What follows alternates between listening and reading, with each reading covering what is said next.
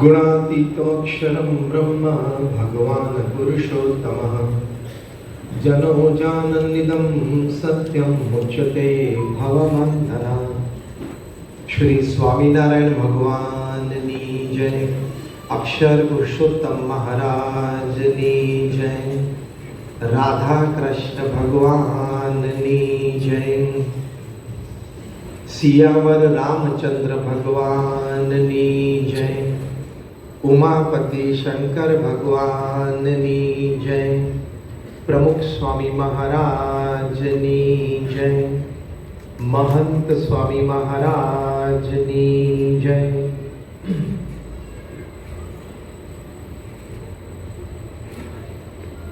प्रथम तो DAPS श्री स्वामीनारायण मंदिर अक्षर मंदिर गोंडल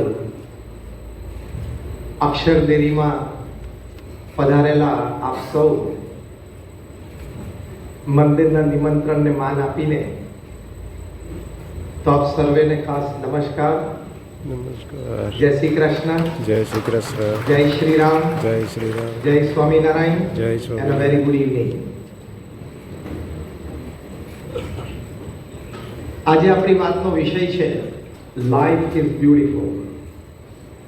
એટલે જીવન ખૂબ સુંદર છે, જીવન આનંદમય છે, જીવન જીવવા જેવું છે। જીવન વિશે આપણે ઘણી બધી વાતો સાંભળી હશે। જીવનના અર્થને કરતી ઘણી બધી વાતો આપણે સાંભળી હશે। જીવન કેવી રીતે જીવવું એનું માર્ગદર્શન એ ઘણું આપણે વાંચ્યું સાંભળ્યું હશે, પણ મનુષ્ય જીવન it is not that simple, it is quite complex. એ મનુષ્ય જીવન એ એટલું સહજ અને સરળ નથી, એમાં ઘણી બધી કોમ્પ્લેક્સિટી એ રહેલી છે। કારણ કે ઘડી પછી ને કાલે શું થવાનું છે આપણને ખબર નથી। આપણી ડેસ્ટિની એટલે પ્રારબ્ધમાં શું લખાયેલું છે, શું પ્રાપ્ત થવાનું છે, શું નથી થવાનું, શું ખોવાનું છે, એની કાંઈ આપણને ખબર નથી। અને એકચ્યુઅલી નથી ખબર એટલે જીવનનો આનંદ છે। એટલે you are always hopeful and optimistic, આશાવાદી રહી શકીએ। એટલે ઘણી બધી વાતો જીવન વિશે છે, પણ એક નક્કર વાત જે દરેક મહાપુરુષોને અનુભવથી સિદ્ધ છે, એક વાસ્તવિક હકીકત જે દરેક વિચારકોએ પ્રસ્તુત કરી છે, એક સત્ય જે મહાપુરુષો જીવ્યા છે અને આપણને માર્ગદર્શન આપ્યું છે, એ છે કે લાઈફ ઇઝ બ્યુટીફુલ ત્યારે બને જ્યારે આંતરિક ગોઠવણ આપણી બરોબર હોય। અત્યારે મોડર્ન ડે ટાઈમ્સમાં ઇન્ટરનેટના જમાનામાં બાહ્ય વ્યવસ્થા દરેક પાસે સરખી હોવાની પૂર્ણ શક્યતા છે, કારણ કે ઇન્ટરનેટ એક્સપ્રેસ વે છે, ઇન્ફોર્મેશનનો બધા પાસે બધી જ માહિતી છે, સોશિયલ મીડિયા છે એટલે બધા પાસે બધી માહિતી છે। એટલે ભણતરની દ્રષ્ટિએ, આવડતની દ્રષ્ટિએ, હોશિયારીની દ્રષ્ટિએ, આવડત ટેલેન્ટ્સની દ્રષ્ટિએ, અનુભવની દ્રષ્ટિએ, બેક સપોર્ટ સિસ્ટમની દ્રષ્ટિએ, પ્લેટફોર્મની દ્રષ્ટિએ ઘણા બધા પાસે, બહુધા લોકો પાસે સરખી તક છે। એની વચ્ચે કોણ ઉપર ઉઠીને નીકળશે, એની વચ્ચે જીવનનો આનંદ કોણ લઈ શકશે? ત્યારે બહુ સરસ મજાની વાત છે, જે મુદ્દો અત્યારે આપણે મુખ્ય સમજી રહ્યા છે કે આંતરિક ગોઠવણ જેટલી વ્યવસ્થિત હોય એટલું જીવન સૌંદર્ય ભર્યું અને આનંદમય થાય। Call, graphite and diamond R real brothers. કોલસો, ગ્રેફાઇટ અને હીરો ત્રણેય સગા ભાઈઓ છે, રાધર ટ્રિપ્લેટ્સ છે। ત્રણે ત્રણ કાર્બન એટમના જ બનેલા છે, પણ જ્યારે કાર્બન એટમ હેફ હેઝાર્ડ ભેગા થાય, જે આપણે ફિઝિક્સ કેમિસ્ટ્રી ભણ્યા 8મા 10મા ધોરણમાં, એ કાર્બન એટમ્સ હેફેઝાડ આડાવડા ભેગા થાય એટલે ફાઇનલ પ્રોડક્ટ કોલસો બની જાય. એના જ કાર્બન એટમ્સ પ્રોપર હેક્સાગોનલ સ્ટ્રક્ચરે ગોઠવાય, જે બેન્ઝીન રિંગ આપણે ભણ્યા છીએ કેમિસ્ટ્રીમાં, ત્યારે ફાઇનલ પ્રોડક્ટ ગ્રેફાઇટ બની જાય. એ પેન્સિલ થી માંડીને ન્યુક્લિયર પાવર પ્લાન્ટ સુધી કામમાં આવે.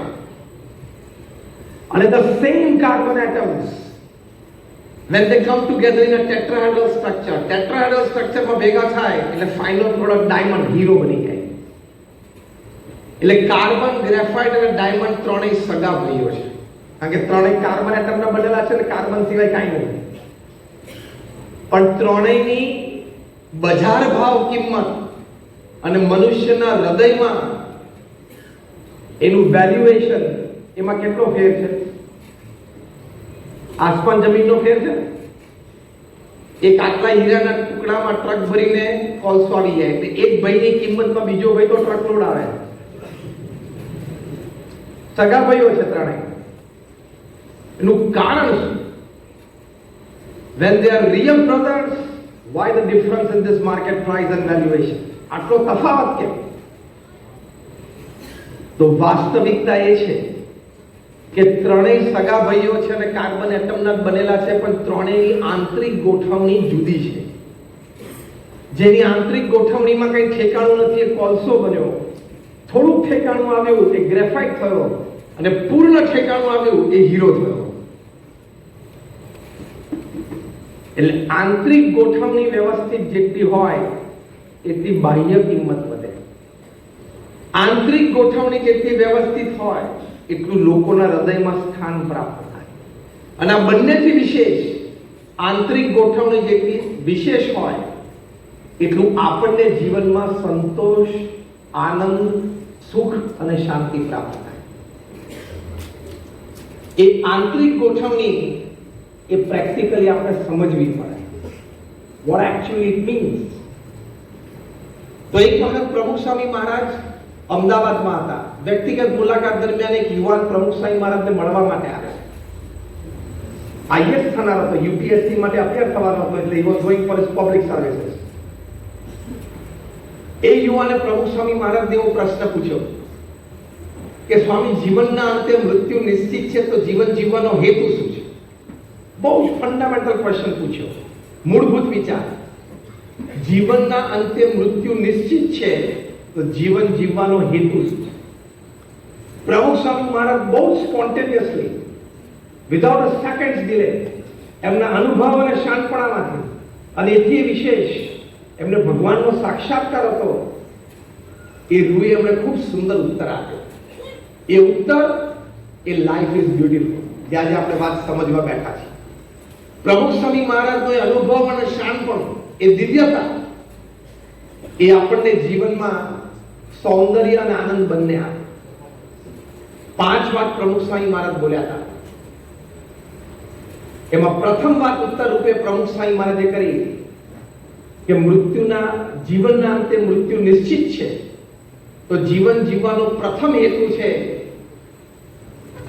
પોતાની સાંસારિક જવાબદારીઓ બરોબર નિભાવવી. આપણે બધા જ આપણી સાંસારિક જવાબદારીઓ બરોબર નિભાવીએ છીએ. પરિવારનું સંવર્ધન કરીએ છીએ, એમાં બાળકોના અભ્યાસ માટે ચિંતિત છીએ અને સારી વ્યવસ્થા કરીએ છીએ. આપણા પરિવારની ભાવિ સુરક્ષા માટે આપણે સમૃદ્ધિ ભેગી કરીએ છીએ. આ બધું જરૂરી છે અને આપણે કરીએ છીએ. એટલે એ વિભાગની આપણે વાત ચર્ચા નથી કરવાની. પ્રમુખ સ્વામી મહારાજનો અહીંયા જે અર્થ હતો, પોતાની સાંસારિક જવાબદારીઓ બરોબર નિભાવી એટલે પરિવારને સંસ્કારિત કરવો, જેથી પરિવારમાં એ સંસ્કાર રૂપી ધન હોય તો બાકીનું બધું ધન એ સારી પેઠે સચવાય. પ્રમુખ સ્વામી મહારાજ ઘણી વખત એક સુંદર વાત કરતા, જ્યારે આ બાબતની વાત કરતા ત્યારે, કે જો તમે તમારા પરિવારજનોને સંસ્કારિત નહીં કરો તો એક દિવસ એવો આવશે કે તમારે સંપત્તિ અને સંતતિ બે ખોવાનો વારો આવશે. અને લોકોને આવે છે. 5-7 વર્ષ પહેલા વોટ્સએપ ઉપર એક વિડીયો વાયરલ થયેલો, એ કદાચ તમે જોયો હશે. મુંબઈના એક અતિ ધનાઢ્ય વ્યક્તિ, એને બહુ રોતા રોતા પોતાનો સેલ્ફી વિડીયો જાહેર કરેલો. બહુ જ મોટું popular brand name suitings and શર્ટિંગ્સમાં ટેગલાઇન નીચે હતી ધ કમ્પ્લીટ જેન્ટલમેન. 20,000 કરોડનું એમ્પાયર પોતાના દીકરાને આપ્યું. શિક્ષણ ખૂબ સુંદર આપેલું, અંડર ગ્રેજ્યુએશન લંડનથી, પોસ્ટ ગ્રેજ્યુએશન અમેરિકાથી. પણ ક્યાંક સંસ્કારમાં ચૂક રહી ગઈ હશે. જે કંઈ પ્રસંગો ઘરમાં બન્યા હશે, દીકરાએ બાપને ઘરમાંથી કાઢી મૂક્યા. ત્યાં ટાઉનમાં સાઉથ મુંબઈમાં એક 2 BHK ફ્લેટ ભાડેમાં મૂકી દીધા. એક શેફ એટલે કે રસોઈયો કુક, એક ડ્રાઈવર, એક જૂની ગાડી આપી દીધી. આ વ્યક્તિએ પોતાની સેલ્ફી વિડીયો જાહેર કરેલી. રડતા રડતા લોકોને કહ્યું કે તમે જીવનમાં ભૂલ ના કરતા. એટલે પ્રમુખ સ્વામી મહારાજની આ વાત સાચી, 110% રાઈટ, કે તમે તમારા સંતાનોને અને પરિવારજનોને સંસ્કારિત નહીં કરો તો સંપત્તિ અને સંતતિ બે ખોવાનો વારો આવશે. અહીંયા જો બે ખોવાનો વારો આવે. છેલ્લા 1 મહિના પહેલા તમે સમાચાર સાંભળ્યા હશે કે મુંબઈનું એક અતિ ધનાઢ્ય પરિવાર, અતિ એટલે અતિ ધનાઢ્ય પરિવાર, એમાં દીકરા અને મા વચ્ચે સુપ્રીમ કોર્ટમાં 11,000 કરોડનો કેસ ચાલુ થયો છે. એ તો પહેલી જ સંપત્તિ બહાર આવી છે, 11,000 કરોડ. દીકરા અને મા બંને સુપ્રીમ કોર્ટમાં સામ સામે છે. એટલે આ સંસ્કારની વાત છે. એટલે પ્રમુખ સ્વામી મહારાજ કહે છે કે પ્રથમ જવાબદારી લાઈફ ઇઝ બ્યુટીફુલમાં પોતાના પરિવારજનને સંસ્કારિત કરો. હવે આ સંસ્કાર શબ્દ આપણે બહુ વખત સાંભળ્યો છે, પણ સંસ્કાર એટલે શું ને એમાં શું શું આવે એ તો ખબર હોવી જોઈએ કે નહીં? તો ભગવાન સ્વામિનારાયણ શિક્ષાપત્રીમાં સમગ્ર શાસ્ત્રના સાર રૂપે બહુ જ સરસ દિનચર્યા લખી આપી છે. એ જે ભગવાન સ્વામિનારાયણ શિક્ષાપત્રીમાં વાત લખી છે એ દિનચર્યા ફોલો થાય એ સંસ્કાર છે. જેમ કે સૂર્ય ઉગ્યાથી પ્રથમ ઉઠવું અને ભગવાનનું પ્રથમ નામ સ્મરણ કરવું એ સંસ્કાર છે. એટલે એ વખતે મોબાઈલ ને વોટ્સએપ ને અડવાનું નહીં. જે આપણે ઉઠીને પહેલું કામ પથારીમાં કરીએ છીએ તે ઉઠીને પહેલું કામ તમે વોટ્સએપ ખોલો, ડેટા ચાલુ કરો, વોટ્સએપ ચાલુ કરો ને મેસેજીસ બધા આવી જાય. 30 ચેટ અને 40 મેસેજ તમે ખુશ થાવ. પણ એ બધા ગુડ મોર્નિંગ ના ફૂલડા જ હોય છે. એ ક્યાંકથી ફરતા ફરતા તમારી પાસે આવે. એમાંથી એક ફૂલડું તમને ગમી જાય એટલે તમે જવા દો. એટલે ફૂલડું ગોંડલથી જાય રાજકોટ, રાજકોટથી જાય મુંબઈ બીજા દિવસે, ત્રીજા દિવસે દુબઈ, ચોથા દિવસે લંડન, પાંચમા દિવસે ન્યુયોર્ક, છઠ્ઠા દિવસે નૈરોબી અને સાતમા દિવસે બધાને ખબર છે. સાતમા દિવસે પાછું આવે એટલે બપોરિયા કોક આ 7 દિવસમાં નવરો હોય ને થોડું ક્રોપ ચોપ કરી નાખ્યું, એકાદ પાતળી વધારે દીધી ઘટાડ નાખી હોય એટલે પાછું રૂટ ઉપર નીકળે. એ સંસ્કાર નથી. પછી ભગવાન સ્વામિનારાયણે કહ્યું કે પ્રથમ સવારની પ્રવૃત્તિ એટલે નાવું ધોવું કરવું, શુદ્ધ વસ્ત્ર પહેરવા, એટલે ઘર મંદિરમાં જે પણ ભગવાનના સ્વરૂપમાં આપણને શ્રદ્ધા હોય, જે પણ આપણા ઈષ્ટદેવ હોય, આપણા કુળદેવી હોય, ત્યાં બેસીને આપણે એમનું નામ સ્મરણ કરવું જોઈએ. તે દીવો અગરબત્તી કરવા જોઈએ. એમનું જે શાસ્ત્ર હોય એનું થોડું પઠન કરવું જોઈએ, કારણ કે આપણે એમના ભક્ત છીએ. એ આપણા આધ્યાત્મિક સંસ્કાર છે. પછી ભગવાનને ધરાવેલો ભોગ છે આપણે નાસ્તો કરીએ. બાળકો હોય સ્કૂલે જાય અને ત્યાં વ્યવસ્થિત ભણે, આચાર્ય દેવો ભવ એવી ભાવનાથી અભ્યાસ કરે, એ સંસ્કાર છે. આપણે નોકરી ધંધા વેપાર ઉપર જઈએ અને ત્યાં પ્રામાણિકતાથી કામ કરીએ, એ સંસ્કાર છે. અન્યને મદદરૂપ થવાની ભાવના રાખીએ, સંસ્કાર છે. સાયંકાળે મંદિરે આવીએ, દર્શન કરીએ, અથવા તો દિવસ દરમિયાન ગમે ત્યારે એક વખત ઘરની બાજુમાં મંદિર હોય ત્યાં આપણે દર્શન કરીએ. અહીં ગોંડલ તો બહુ નાનું ટાઉન છે. ગોંડલમાં હું માનું છું ત્યાં સુધી કોઈ પણ એક જગ્યાથી બીજી જગ્યાએ જતા 15 મિનિટ 20 મિનિટથી વધારે નહીં થતી હોય. તો બધા અહીંયા આટલું મોટું મંદિર, આટલું મોટું સ્થાન, અહીં દર્શને આવી શકે. તો અહીંયા એક વાઇબ્સ હોય છે. એ વાઇબ્સ પોઝિટિવલી, ડિવાઇનલી એ આપણા માનસને અસર કરે છે. એ આપણને સુસંસ્કારિત કરે છે. ઘરે જઈને પછી ઘર સંધ્યા આરતી અષ્ટક કરીએ, પરિવારમાં બધા સાથે બેસીને જમીએ, સંસ્કાર છે. અને જમ્યા પછી અઠવાડિયામાં 2 વખત સાથે બેસીને આધ્યાત્મિક સેશન, જેને પ્રમુખ સાંઈ મારા ઘર સભા કરતા એ કરીએ, એ સંસ્કાર છે.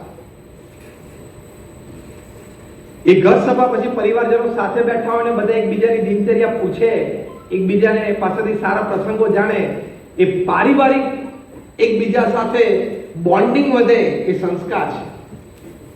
તો આ તો આપણે થોડીક વાતો ગણાવી, આ બધા સંસ્કાર છે. એની માટે આપણે પ્રયત્નશીલ રહેવું પડે. પ્રયત્નશીલ ન રહીએ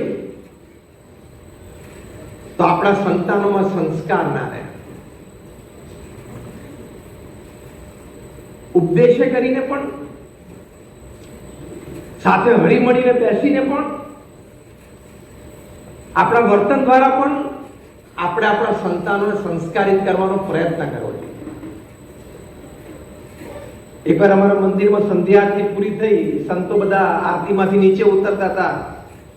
એક વ્યક્તિ, એ સદભાવી હશે, એમના 13-14 વર્ષના દીકરાને લઈને અમારા એક સંત પાસે આવ્યા અને કહ્યું, સ્વામી, મારે આ બાબતે તમારી સાથે એક વાત કરવી છે. એટલે અમારા સંતે કીધું, આવો મળીએ, બેસીએ. એટલે પેલા પિતાએ કહ્યું કે સ્વામી, અમારો 13 વર્ષનો દીકરો સિગરેટ પીતો થઈ ગયો છે. એટલે અમારા સંત હતા, એ બહુ મચ્યોર હતા, સમજી શકતા હતા. એમણે કહ્યું કે તમે આ વાત તમે જોયેલી છે વાત કરો છો કે કોકની કીધેલી સાંભળેલી વાત કરો છો? તો કે મેં નજરે જોયું છે ને રેડ હેન્ડેડ પકડે. પૂછો. પેલો બાળક બિચારો નીચે જોઈ ગયો. હા. અમારા સંતે કીધું એના પિતાને, પેલા એના બાળકને કે તમે થોડી વાર બહાર જાઓ. પિતાને બેસાડ્યા. પહેલો પ્રશ્ન પૂછ્યો, તમે સિગરેટ પીવો છો? તો કે હા. બીજો પ્રશ્ન પૂછ્યો, ઓફિસમાં પીવો છો? ઘરે? તો કે કોક ઘરે પણ પીવું છું. ત્રીજો પ્રશ્ન પૂછ્યો, ઘરે તમે બેઠા હો ને સિગરેટ પીવાનું મન થાય અને સિગરેટ ન હોય તો કોઈ દિવસ આ છોકરાને પાનના ગલ્લે મોકલ્યો છે? તો કે હા. એટલે અમારા સંતે કીધું, ચેપ્ટર એન્ડ. એને તમને સિગરેટ પીતા જોયા, તમે એને પાનના ગલ્લે મોકલ્યો, ત્રીજો કાર્યક્રમ બાકી હતો, જાતે કરી લીધો.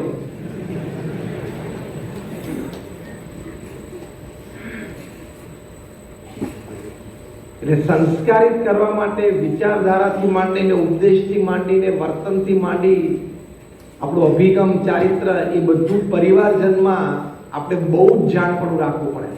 હાર્વર્ડ યુનિવર્સિટીનો એક સર્વે છે. એ લોકોએ 110 દેશોમાં સર્વે કર્યો, 1 લાખ પરિવારમાં સર્વે કર્યો, across caste, creed, colour, religion, nationality. And the principal point of survey, મુખ્ય કારણ શું હતું? દરેક પરિવારજનને પૂછવામાં આવેલું કે તમારી દ્રષ્ટિએ પૃથ્વી પર સૌથી મોટું સુખ શું છે? અને બીજી વાત પૂછવામાં આવી કે તમારી દ્રષ્ટિએ સંતાનોને સંસ્કારિત કરવા માટે મા બાપે શું જાણપણું રાખવું? 67% વધારે રિસ્પોન્ડન્ટ્સે કહ્યું કે જે પરિવારના સભ્યો પ્રત્યે તમને પ્રેમ અને આદર છે, એ પરિવારના સભ્યોને તમારી માટે પ્રેમ અને આદર છે. એની સાથે ક્વોલિટી ટાઈમ અને ક્વોન્ટિટી ટાઈમ, સમય વિતાવવો, બેસવું, વાતો કરવી, આનંદ કરવો, સાથે જમવું, જીવનમાં મૂલ્યો માટેની ચર્ચાઓ કરવી, એ જીવનનો સૌથી મોટો આનંદ છે. અને બીજા પ્રશ્નના ઉત્તર રૂપે તમને બધાને આશ્ચર્ય થશે કે 70% રિસ્પોન્ડન્ટ્સે હાર્વર્ડ યુનિવર્સિટીમાં સર્વેમાં કીધું that the first curse words that the children learn is from their parents and especially from their mothers. પહેલી ગાળો બોલતા બાળકો ક્યાંથી શીખે છે? માતા પિતા પાસેથી, અને એમાં પણ એની માતા પાસે. આ સર્વે છે. 3 વર્ષનો બાળક ઘરમાં રમતો તો બારણું ખોલીને પિતા અંદર આવે તો બાળક બોલ્યો, લુચ્ચો આવ્યો. અને પિતાને તો બહુ આશ્ચર્ય થયું કે આ મને કે છે આટલામાં કઈ લુચ્ચો આવ્યો? એટલે તો 3 વર્ષનો બાળક, પણ એની માતા છે આમ હેતથી. માતાને આમ હેત હોય એટલે નાના બાળકને એમ કે લુચ્ચો થઈ ગયો છું, બહુ તોફાની થઈ ગયો છું, આમ કોઈ માનતો નથી, આમ હેતથી કે. 3 વર્ષના બાળક તો બિચારા ઇનોસન્ટ હોય એટલે એની માતા કામ હેતથી બોલાવે, લુચ્ચો, જો લુચ્ચો આવ્યો, જો, એટલે એને વર્ડ ફિટ થઈ ગયો. એટલે ઘરમાં જે આવે ને એને કે લુચ્ચો આવ્યો. એટલે હાર્વર્ડ યુનિવર્સિટીનો સર્વે સાચો છે. ધ ફર્સ્ટ કર્સ વર્ડ્સ, પહેલી ગાળો બોલતા બાળકો માતા પિતા પાસેથી શીખે છે, એમાં પણ પોતાની માતા પાસેથી શીખે. એટલે બોલવા ચાલવામાં બહુ જ ધ્યાન રાખવું પડે ઘરમાં. તમને એમ લાગે કે નાનો બાળક છે, અબુધ છે, સમજતો નથી, બોલી નથી શકતો, હજી તો નાનો છે, પણ એની બધી જીબી ફ્રી છે, ખબર છે ને? આપણા બધાની જીબી ભરાયેલી છે. જીવનમાં અનેક પ્રસંગો બની ગયા 50, 60, 70, 80 વર્ષમાં, એટલે ઘણી બધી આપણી જીબી ભરાયેલી હોય. એની બધી જીબી બ્લેન્ક છે. એ જે જોવે છે ને પ્રિન્ટ થાય છે, જે સાંભળે છે ને પ્રિન્ટ થાય છે. અત્યારે એની પાસે એક્સપ્રેશન પાવર, એટલે બોલી કરી શકતો, એક્સપ્રેશન પાવર આવશે એટલે બધું એનો રોલ પ્લે કરશે. આ સાયન્ટિફિકલી બાય સાયકાટ્રિસ્ટ આ સાબિત થયેલી વાત છે. એટલે આપણે આપણા સંતાનોને વાતે કરીને અને વર્તને કરીને સંસ્કાર આપવા જોઈએ. અને સંસ્કારિત બાળકો હોય એની ઉર્જા જુદી હોય, એનામાંથી અન્ય બાળકોને પ્રેરણા મળે, એનાથી તમને મા બાપને પણ ક્રેડિટ મળે, તમને જીવનમાં પારિવારિક જીવનનો આનંદ આવે. અમેરિકામાં સેન હોઝેમાં એક સ્કૂલમાં એક નાનો બાળક 4 વર્ષનો, નીરવ પટેલ એનું નામ, BAPS સ્વામિનારાયણ મંદિર દેશ પરદેશમાં જે પ્રમુખ સ્વામી મહારાજે કર્યા, આજે 1600 મંદિરો BAPS ના વિશ્વમાં છે. 1600. દરેક મંદિરમાં બાળકો અને યુવાનોને સંસ્કારિત કરવા માટેની પ્રવૃત્તિ છે. તમને આશ્ચર્ય થશે કે સંસ્થામાં લગભગ 80 થી વધારે સંતોને આજે અમારા ગુરુવરી મહંત સ્વામી મહારાજે બાળકોને સંસ્કાર આપવાની પ્રવૃત્તિમાં ફૂલ ટાઈમ જોડેલા છે. They know that they are the future of the country. More than that, they are the future of humanity. આ બાળકો ખાલી દેશનું ભવિષ્ય નથી, સમગ્ર માનવ સમાજનું ભવિષ્ય છે. નીરવ પટેલ ત્યાં પ્રી નર્સરીમાં એટલે પ્રી સ્કૂલમાં બેઠો હતો. એના ટીચર એક દિવસે ક્લાસ વર્કમાં નાના 8-10 બાળકો હતા. એને પૂછ્યું કે how many family members you are. તમે લખો, એ લોકોને આંકડા શીખવાડેલા 1 થી 10. એટલે બધાએ લખ્યું ફેમિલી મેમ્બર્સ કેટલા ઘરમાં. આ બાળકે નીરવ પટેલે લખ્યું 10. એટલે ટીચર બધા જોતા હતા ને, વ્હાઇટ અમેરિકન ટીચર હતા, અને બધા આન્સર શીટ જોતા, 10 જણ તાસ્તે લખ્યું. અમેરિકન ધરતી પર 10 જણા એક ઘરમાં ભેગા રહે છે. એટલે પહેલો વિચાર ટીચરને એ આવ્યો કે આ બાળકને છેલ્લો આંકડો આપણે આજ સવારે 10 શીખવાડ્યો છે ને, એટલે 10 લખીને. પહેલો વિચાર યાર. એટલે પૂછ્યું કે Nirav, you are 10 family member in one house under one roof. એક ઘરમાં તમે 10 ફેમિલી મેમ્બર રહો છો? નીરવ કે હા, યસ. રિયલી? તો કે યસ. તો ટીચરને મનાણું નહીં, એટલે ટીચરે ત્યાંથી જ એમના મોબાઈલ ઉપરથી નીરવના મધરને ફોન કર્યો કે આવી એક વાત અમારે અત્યારે ક્લાસરૂમમાં ચાલે છે, તમારા બાળકે 10 નો આંકડો લખ્યો, તો તમે 10 ફેમિલી મેમ્બર છો, તો તમે અમારી માટે આદર્શ પરિવાર કહેવાય. એટલે નીરવના માતૃશ્રી કે અમે 10 નથી, અમે 4 જ છીએ. નીરવ, એની બેન, હું ને નીરવના ફાધર 4 જ જણા છીએ ઘરમાં. તો કે 10 કહે છે, તો કે ફોન આપો. એટલે ક્લાસ ટીચરે નીરવને ફોન આપ્યો કે your mother would like to talk with you. મમ્મીને વાત કરવી છે. એટલે મમ્મીએ નીરવને પૂછ્યું કે નીરવ, આપણે ઘરમાં કેટલા ફેમિલી મેમ્બર? મોમ 10. નીરવ જવાબ આપ્યો. મધરને આશ્ચર્ય થયું કે આપણે 10 કેવી રીતે, કે હાઉ 10? તો કે V4 આપણે 4 જણા. પછી આપણા ઘર મંદિરમાં છે શ્રીજી મહારાજ, ગુણાતીતાનંદ સ્વામી, ભગતજી મહારાજ, શાસ્ત્રીજી મહારાજ, યોગીજી મહારાજ, પ્રમુખ સ્વામી. 15 વર્ષ પહેલાની આ વાત છે, જ્યારે પ્રમુખ સ્વામી મહારાજ ગુરુપદે હતા ત્યારે એના મધરના આંખમાં આંસુ આવ્યા કે આ બાળકને કેવા સંસ્કાર કેવા. એના મધરે પૂછ્યું ધેટ મેક્સ સેન્સ. એટલે બરોબર છે, તારી વાત સાચી કે આપણે 10 છીએ. તો કે છીએ જ ને. આપણે ઘર મંદિરમાં ભગવાનને થાળ કરીએ છીએ, આપણે ઘર મંદિરમાં ભગવાનને જગાડીએ છીએ, એટલે પોઢાડીએ છીએ, જગાડીએ છીએ, આરતી કરીએ છીએ. આપણે બધી જે નવી વસ્તુ ઘરમાં લાવીએ બધું એમને ઓફર કરીએ છીએ. યસ્ટરડે મારો નવો પીલો આવ્યો અને મારી નવી સાયકલ આવી, એ પણ આપણે ઘર મંદિરમાં ઓફર કરી. છોકરા યાદ રાખી મમ્મીને કીધું કે મારી નવી સાયકલ અને મારું નવો પીલો ઓશીકું એ આપણે ઘર મંદિરમાં ભગવાનને ઓફર કરી. That means they are live. આપણા ઘરમાં એ લોકો જીવંત છે, એટલે આપણા ફેમિલી મેમ્બર છે. શું સંસ્કાર કહેવાય. એના મધરે કીધું ત્યારે ટીચરને ફોન આપ, હું એને સમજાવું. ત્યાં સુધી ટીચર તો સમજણ નહોતી, પણ ત્યાં ગુણાતીતાનંદ ભગતજી મારા સાસરીમાં શું બોલે છે. પછી આ નીરવના મધરે ટીચરને બધી વાત સમજાવી. એના ટીચરે બાળકને તેડી લીધો, હક કર્યો. અને જ્યારે પીટીએમ થયું એટલે પેરેન્ટ્સ ટીચર્સ મીટ થઈ સ્કૂલમાં, ત્યારે એના ટીચરે નીરવને તો પ્રેઝન્ટ કર્યો, પણ નીરવના માતા પિતાને પણ સ્ટેજ ઉપર પ્રેઝન્ટ કર્યો અને કહ્યું કે આ માતા પિતાએ આ બાળકને આવી ઉચ્ચ આધ્યાત્મિક સમજણ, આવા સંસ્કાર આપ્યા છે.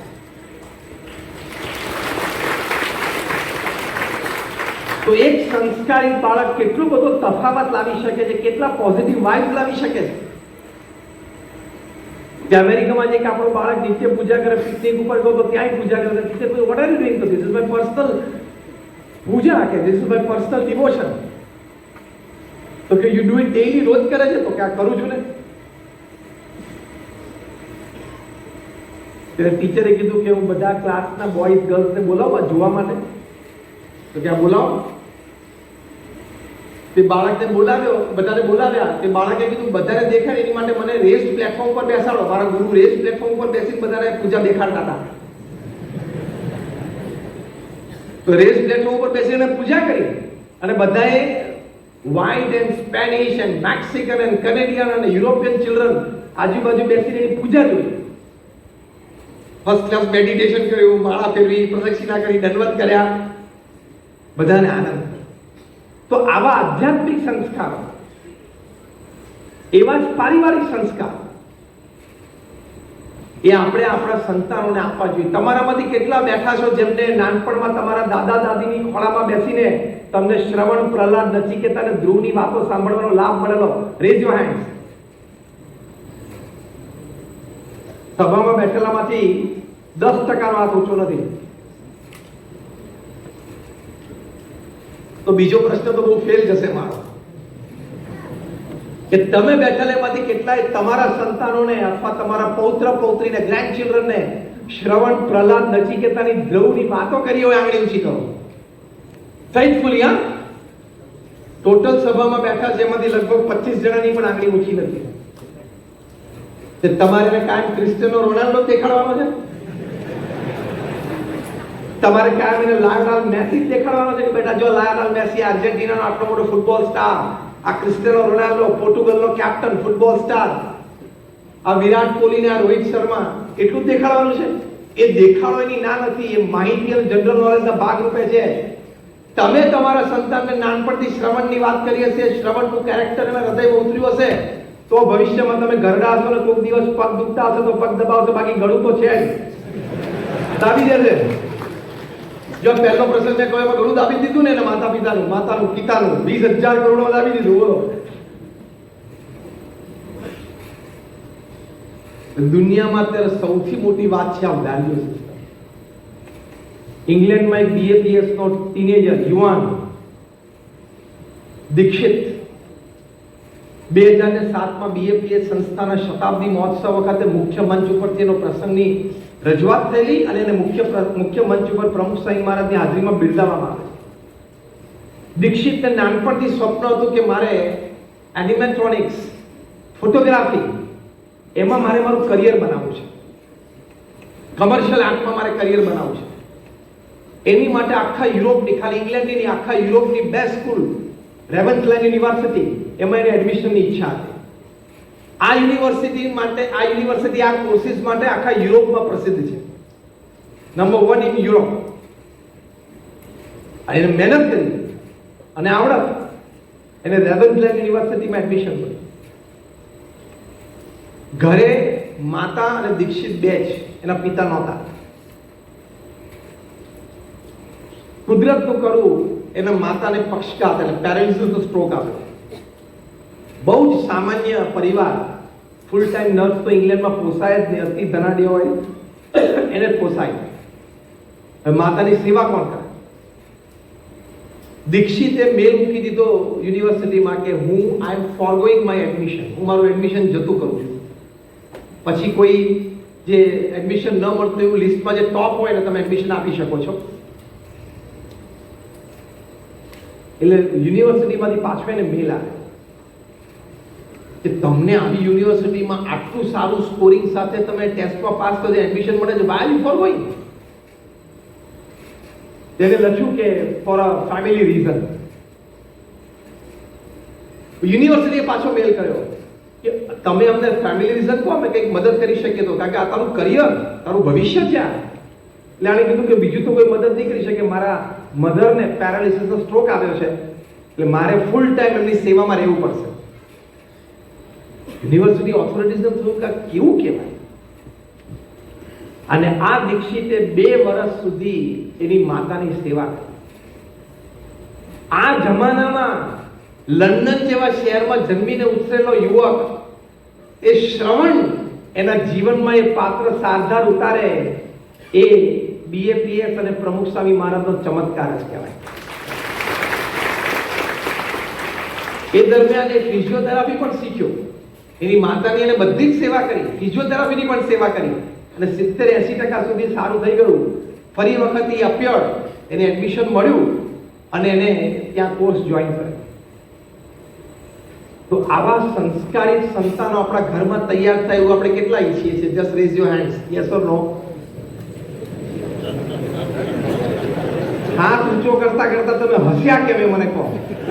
મને કારણ ખબર છે. તમે હાથ ઊંચો કરતા કરતા એટલા માટે હસ્યા કે આપણે કરવું તો છે પણ કરતા નથી. આપણે આવા પરિણામો જોઈએ છે, આવા ફળ ચાખવા છે, પણ આપણે એની માટે પુરુષાર્થ નથી કરતા.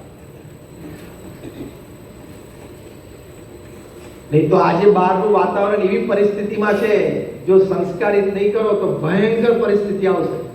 કલ્પનાતીત, જેની કોઈ સીમા નથી. એક અમારા પરિચિત બહુ જ સારા વ્યક્તિ, અતિ પ્રતિષ્ઠિત, ગુજરાતના એક મોટા શહેરમાં રહે છે.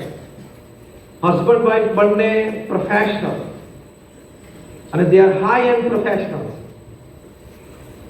બહુ જ મોટા બંગલામાં રહે છે. એક દીકરી ને એક દીકરો. દીકરી 10મા ધોરણમાં છે. જે શહેરમાં એ લોકો રહે છે, શહેરમાં આ દીકરી લગભગ 50, 70, 100 જેટલી કોમ્પિટિશનમાં ગોલ્ડ મેડલ, સિલ્વર મેડલ જીતી હશે. ઘરમાં 2-3 આમ કબાટ ભરેલા છે. 5 તો ભાષા આવડે છે. એ દીકરીએ 13 વર્ષની ઉંમરે પુસ્તક લખ્યું છે કવિતાઓનું, એ પણ ખૂબ સારી રીતે પ્રસિદ્ધ થયું છે. એટલે હાઈલી ટેલેન્ટેડ, એકેડેમિકલી ક્વોલિફાઈડ. પણ એ અત્યારે 10મા ધોરણમાં છે. ઓનલાઈન ચેટિંગમાં દીકરીને એક બ્રિટિશ છોકરા સાથે અત્યારે પ્રેમ શરૂ થઈ ગયો છે. આખો પરિવાર હેરાન છે. અને દીકરી કહે છે કે 10મું ધોરણ પતે એટલે મારે ઇંગ્લેન્ડ ભણવા જવું છે. એટલો આ પરિવાર અત્યારે મૂંઝવણમાં છે. ગુજરાતના એક મોટા શહેરમાં રહે છે અને બંને મેં કહ્યું માતા પિતા હાઈ એન્ડ પ્રોફેશનલ છે અને ભયંકર ઉપાધિ છે અત્યારે પરિવાર. માતા પિતાએ ના પાડી તો ઘરમાં ઝઘડા શરૂ થયા અને ઝઘડા ત્યાં સુધી થયા કે આ 15 વર્ષની દીકરી એની મા ઉપર હાથ ઉપાડ્યો. એટલે ઘરમાં શિક્ષણ સારામાં સારું, સમૃદ્ધિ પણ ખૂબ, પણ સંસ્કારની ક્યાંક કમી રહી ગઈ. અને એવડી સમજતા કે આ કોકના ઘરમાં બને છે. It can happen in your house. આવી કોક વાત આપણા ઘરમાં પણ બની શકે છે. મેં જેમ પેલા 13 વર્ષના બાળકની સિગરેટ પીવાની વાત કરી, આ 15 વર્ષની દીકરીની આ એક બ્રિટિશ ટીનેજર સાથે અફેરની વાત કરી, આ બની શકે છે. દરેકના ઘરમાં બની શકે છે. એટલે આપણે મા બાપે જાગૃત રહેવું અને એને સંસ્કારિત કરવા.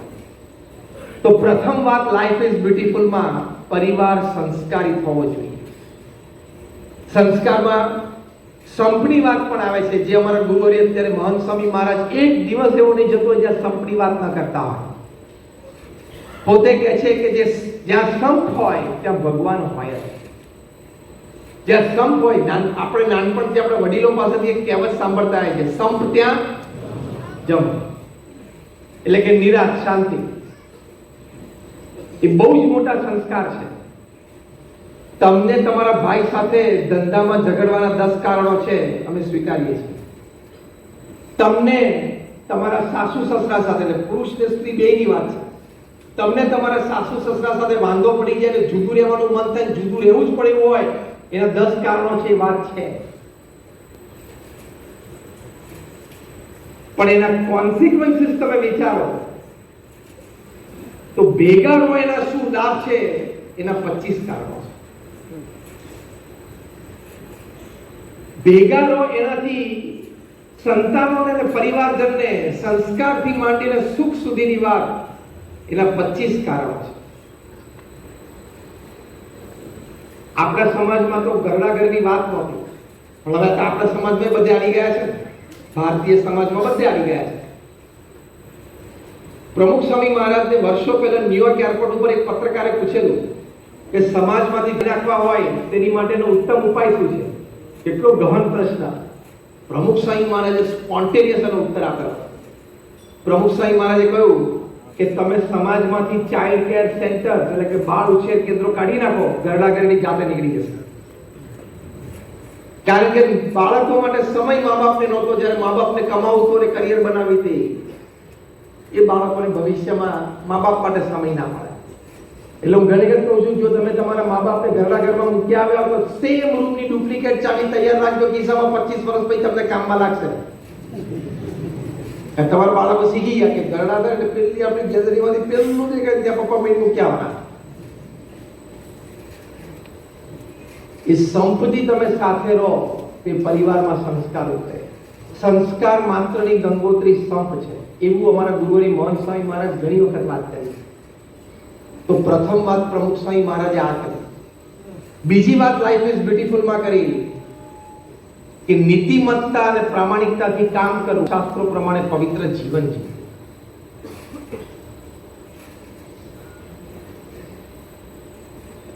પવિત્ર જીવન જીવવું, દારૂ ન પીવો એ પવિત્રતા છે, માંસાહાર ન કરવો એ પવિત્રતા છે. કદાચ એની વાત આપણે લંબાણથી અત્યારે નથી કરતા, એટલા માટે કે આપણે માનીએ છીએ કે બૌદ્ધ લોકોના આ પવિત્રતા છે, શાકાહારી જીવન છે.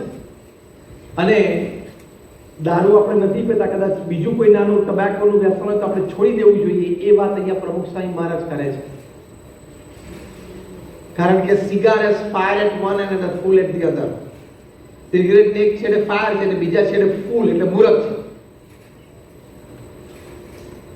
અને 1991 અમે કલ્ચરલ ફેસ્ટિવલ ઓફ ઇન્ડિયા અમેરિકામાં કરેલો, ત્યારે ત્યાં બ્યુટીફુલ બોર્ડરલેસ વર્લ્ડ એક્ઝિબિશનમાં બહુ સરસ શાકાહારી જીવન શૈલીની પ્રેરણા મળે એની માટે એક ડાયરામાં ઉભો કરેલો.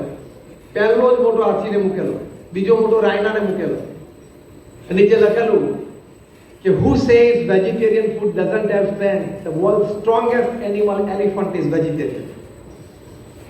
કોણ કહે છે કે વેજીટેરિયન ખોરાકમાં શક્તિ નથી? દુનિયાનો સૌથી શક્તિશાળી પ્રાણી હાથી વેજીટેરિયન છે, બીજો શક્તિશાળી પ્રાણી રાઇનો છે, એ વેજીટેરિયન છે. વિરાટ કોહલી વેજીટેરિયન છે ને, જો 6 મારતા નથી ક્રીઝમાં ઉભા. એટલે ખોટું ભૂસો આપણને ભરાઈ દેવામાં આવે કે ઘાસ ફૂસમાં તાકાત નથી, સન્ડે હોય આ મંડે રોજ રોજ અંડે, ખોટી જાહેરો ચાલુ થાય. આપણે હિન્દુ ધર્મ, સનાતન ધર્મ, આપણી આ સંસ્કૃતિ છે કે આપણે શાકાહારી જ રહેવું જોઈએ, તો લાઈફ ઇઝ બ્યુટીફુલ. સાયન્ટિફિક દ્રષ્ટિએ પણ માંસાહારમાંથી અનેક પ્રકારના રોગ થાય છે, એસ્પેશિયલી સ્કિન ડિઝીઝ અને પેટ આંતરડાના ડિઝીઝ. એ સાયન્ટિફિકલી પ્રૂવ છે. અને પ્રમુખ સ્વામી મહારાજ બહુ જ ઇમોશનલ આર્ગ્યુમેન્ટ કરતા. એ પોતે કહેતા કે કોઈને મારીને આપણને જીવવાનો અધિકાર નથી, કોઈ પશુ પંખીને મારીને આપણને જીવવાનો અધિકાર નથી. તો માટે એ વ્યસન છોડી દેવું. એવી જ રીતે સિગરેટ કે તમાકુનું વ્યસન એ ઘણાને હશે. જેને સિગરેટ અને તમાકુનું વ્યસન છે એ લોકો ઉપર અત્યારે મારે જાહેરમાં એક આક્ષેપ મૂકવો છે, બધાની મંજૂરી હોય તો.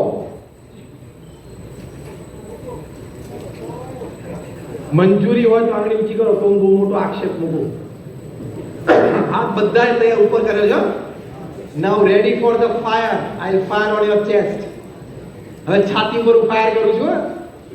જેને તમાકુનું વ્યસન છે અથવા તો દારૂનું વ્યસન છે, એની ઉપર જાહેરમાં આક્ષેપ એ છે કે તમને તમારા પત્ની, તમારા સંતાનો અને તમારા મા બાપ પ્રત્યે કોઈ પ્રેમ નથી, તમે જુઠ્ઠા છો.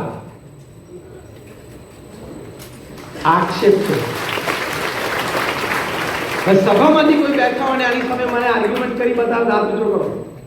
મારો આક્ષેપ એ છે કે તમે આ વ્યસન રાખો છો એટલે તમને તમારા પરિવારજનો માટે કોઈ જ પ્રેમ નથી. કારણ કે તમે સિગરેટ મોઢામાં મૂકો છો, તમને ખબર છે કે આનાથી કેન્સર થવાની શક્યતા વધી જાય છે, કેન્સર થાય છે અને લોકો મૃત્યુ પામે છે, છતાં તમે મોઢામાં મૂકો છો. એનો મતલબ શું થયો? સબકોન્શિયસ માઇન્ડમાં, ભલે મારી પત્ની વિધવા થઈ જાય, મને સિગરેટ પ્યારી છે. ભલે મારા નાના સંતાનો પિતા વગરના થઈ જાય, છત્ર જતું રહે, ભવિષ્યનું રખડી પડે, આઈ ડોન્ટ કેર, મને સિગરેટ પ્યારી છે. ભલે મારા વૃદ્ધ માતા પિતા મોટી ઉંમરે એમને કોઈ, હું એમનો દીકરો છું તો સેવક ન મળે, આઈ ડોન્ટ કેર. એ તમારો સબકોન્શિયસ માઇન્ડમાં એટીટ્યુડ થયો, અભિગમ થયો, એટલે તમે સિગરેટ મોઢામાં મૂકો છો. સિગરેટ મોઢામાં મૂકી એટલે તમે તૈયારી કરો છો તમારી પત્નીને વિધવા બનાવવા માટે. મેં કીધું ને, આઈ ફાયર ઓન યોર ચેસ્ટ.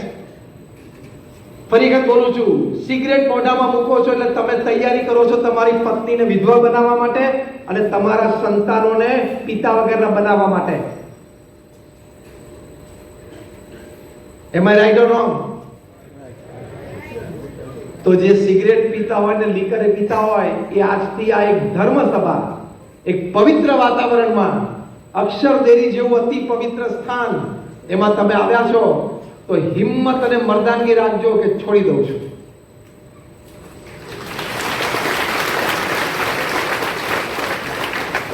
જો ખરેખર તાળી પાડી હોય તો એ અક્ષરદેરીમાં છોડીને જજો. અમને આમાં કોઈ સ્વાર્થ નથી. હા,